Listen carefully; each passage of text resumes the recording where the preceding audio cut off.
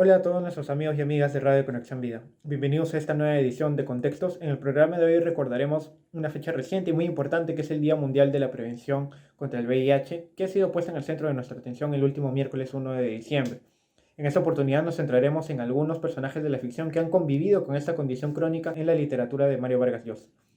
Específicamente en una novela que repasa algunos hechos históricos desde la década de los 50 en adelante, donde varias personas padecieron esta condición en un contexto donde no había mucha información ni tratamientos al respecto. Nos referimos a la novela Travesuras de la Niña Mala. Ante todo haremos un breve repaso por la vida del autor, Premio Nobel de Literatura en el 2010. Si bien desde abril de este año, a propósito de las elecciones generales, tomó partido por una supuesta opción democrática intrínsecamente antiderechos humanos y de vena autoritaria como lo era el Fujimorismo, y que sorprendió y decepcionó en gran parte a sus lectores y críticos en materia política, vamos a revisar su historia como punto de partida de su vocación estrictamente literaria.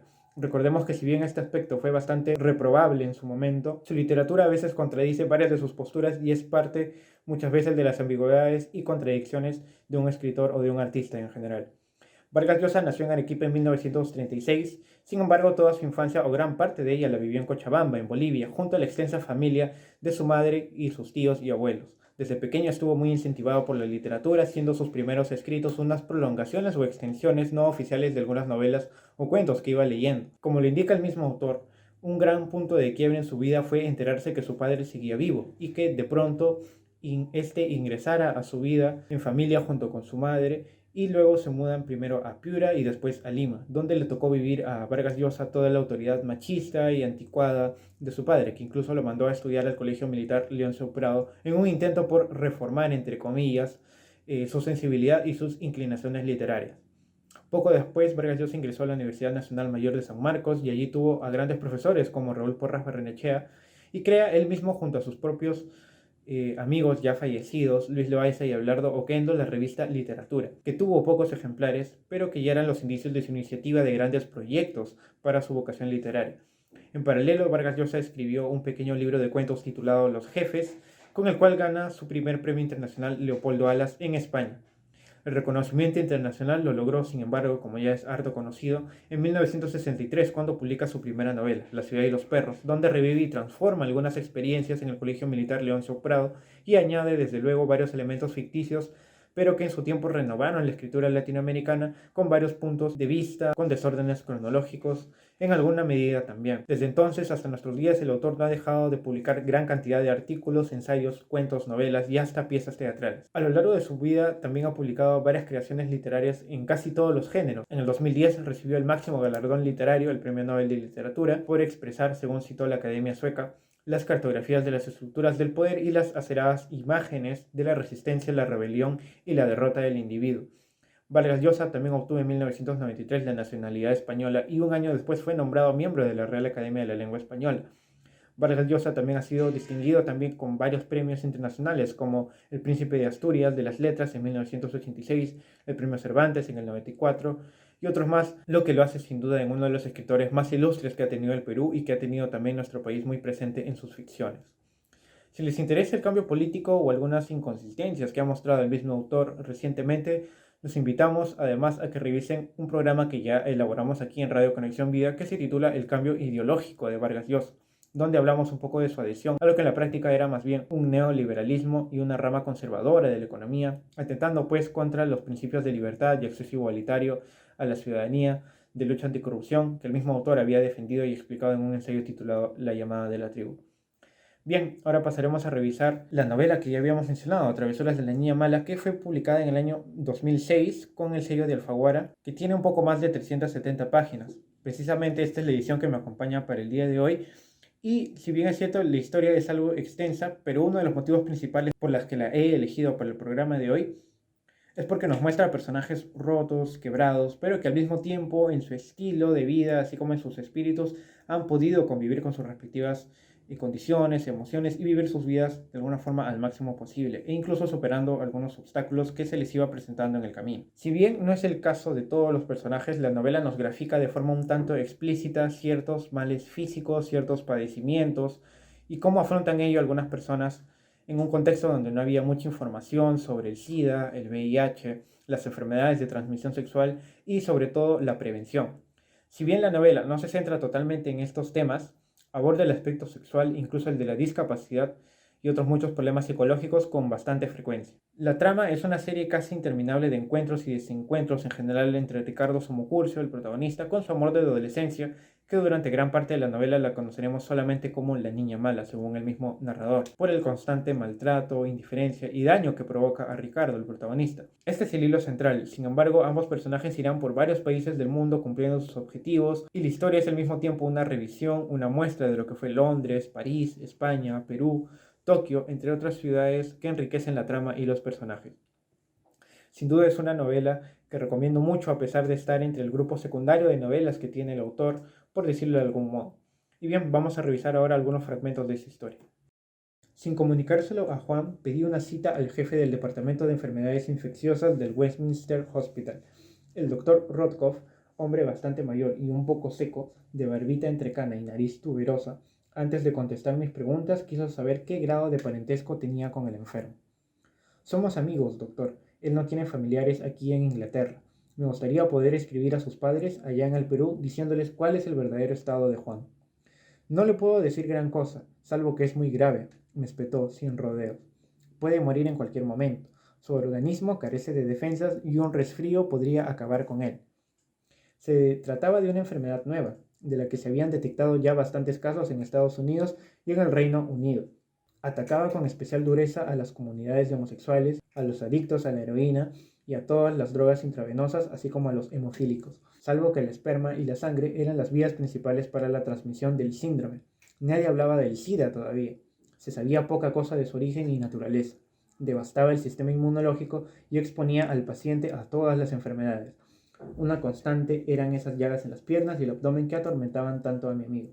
Aturdido con lo que acababa de oír, pregunté al doctor Rothkopf qué me aconsejaba que hiciera.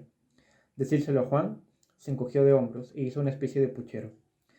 Eso dependía enteramente de mí. Tal vez sí, tal vez no. Aunque acaso sí, si mi amigo debía tomar algunas disposiciones en relación con su deceso.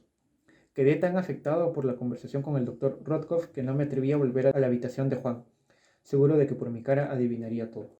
Juan Barreto es un personaje entrañable que conocemos en la novela como un amigo peruano que tiene Ricardo, el protagonista, durante sus años de estancia en Inglaterra. Las costumbres, la efervescencia y el credo de liberación sexual tan en boga de los años 60 en Londres, en Inglaterra, explica aquí el narrador, le pasaron factura a Juan Barreto al punto que de forma retrospectiva nos informa que vivía con el síndrome de inmunodeficiencia adquirida, el SIDA, solo que en ese entonces aún no se le conocía con ese nombre.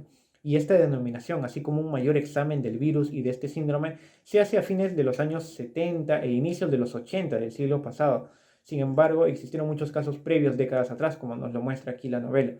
Otro punto que es importante resaltar, y claro, forma parte también de la visión que se tenía entonces, es que esta es una condición crónica que no solamente afecta a la comunidad LGTBI, sino también a los heterosexuales y en general a las personas que tienen una vida sexual activa y no usan protección.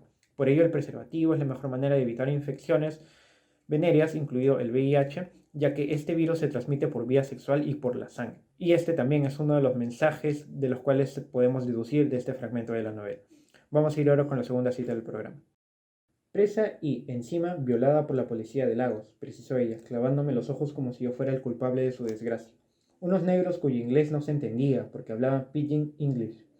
Eso decía David que era mi inglés, cuando quería insultarme, pidgin English. Pero no me pegaron el SIDA, solo ladillas y un chancro. Horrible palabra, ¿no? ¿La habías oído alguna vez? A lo mejor tú ni sabes lo que es eso, santito.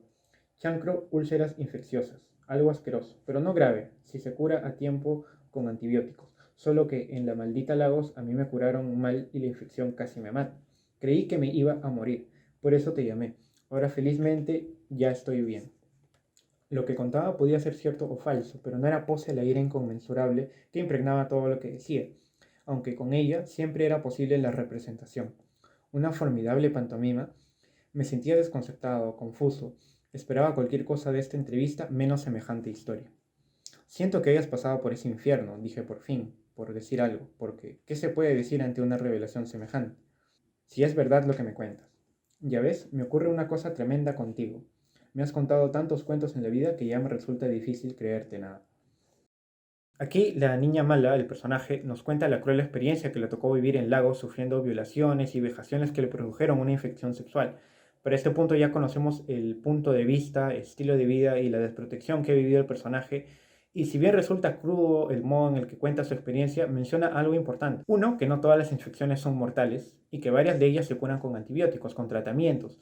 Algo importante y real, porque a medida que avanzamos en la novela también avanzamos cronológicamente y pasamos de los años 50 hasta los años 80 aproximadamente, cuando ya hay mayores avances médicos con exámenes y tratamientos. Ricardo, quien se encuentra enamorado desde hace varias décadas de este personaje, se conmueve e intenta ayudarla para entregarse después a su cuidado. Vamos a ir ahora con la última cita del programa. El niño adoptado era mudo. Su mudez no se debía a deficiencias orgánicas, tenía las cuerdas vocales intactas, sino a algún trauma de infancia. ¿Acaso un bombardeo o alguna otra escena terrible de esa guerra de Vietnam que hizo de él un huérfano? Lo habían visto especialistas y todos coincidían en que, con el tiempo, recuperaría el uso de la palabra, pero que no valía la pena, por el momento, imponerle más tratamientos. Las sesiones terapéuticas lo atormentaban y parecían reforzar en su lastimado espíritu su voluntad de aferrarse al silencio. Había estado algunos meses en un colegio para sordomudos, pero lo sacaron de allí, pues los propios profesores aconsejaron a sus padres que lo enviaran a un colegio normal. Gilal no era sordo, tenía un oído fino y la música lo entretenía. Seguía los compases con el pie y movimientos de las manos o la cabeza. Elena y Simón se dirigían a él de viva voz y él les contestaba por signos y gestos expresivos, y a veces por escrito en una pizarra que llevaba colgada del cuello. Era delgadito y algo enclenque, pero no porque comiera con desgano. Tenía excelente apetito y cuando yo me aparecía por su casa con una cajita de chocolates o un pastel, le brillaban los ojos y devoraba esas golosinas dando muestras de felicidad. Pero, salvo escasas ocasiones, era un niño retraído y daba la impresión de perderse en una somnolencia que lo alejaba de la realidad circundante. Podía permanecer mucho rato con la mirada perdida, encerrado en su mundo privado, como si todo lo que le rodeaba se hubiera esfumado. En este fragmento, Vargas Llosa pasa de tratar las infecciones sexuales a los problemas psicológicos. El pequeño Gilal tiene un problema de mudez por traumas que vivió durante su infancia y el protagonista Ricardo traba amistad con él, así como con sus padres en un intento por generar de forma espontánea un ambiente propicio para el bienestar del pequeño, para el bienestar del niño. Como les había comentado, si bien la novela no se centra totalmente en estas personas, sus presencias influyen mucho y sirven para mostrar el carácter de Ricardo Somocurcio, el protagonista, y cómo contribuyen a su punto de vista y cómo él mismo también contribuye en ayuda de estas personas. Páginas más adelante veremos que el pequeño Gilal recobra el habla paulatinamente precisamente por esta ayuda psicológica y este acompañamiento familiar también. Si bien Travesuras de la Niña Mala puede chocar un poco con lo explícito, por lo crudo y hasta lo tóxico de una relación amorosa o carnal entre los personajes, mejor dicho, les recomiendo esta novela porque encontrarán personajes que viven con esta condición crónica del SIDA en algunos casos y que sin embargo luchan por reafirmar sus vidas, rodearse de amigos y de apoyo familiar.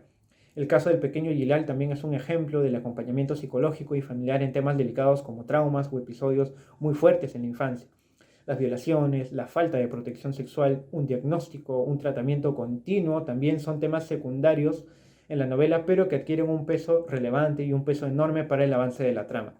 Del autor les recomiendo también con temáticas similares en este sentido, El sueño del Celta, que también ya hemos abordado antes en contextos en Radio Conexión Vida. Espero que el programa haya sido de su agrado. Nosotros ya nos reencontraremos en la siguiente edición de Contextos. No olviden seguirnos en nuestras redes sociales de Radio Conexión Vida y en la página web www.radioconexionvida.pe. Conmigo será hasta la próxima.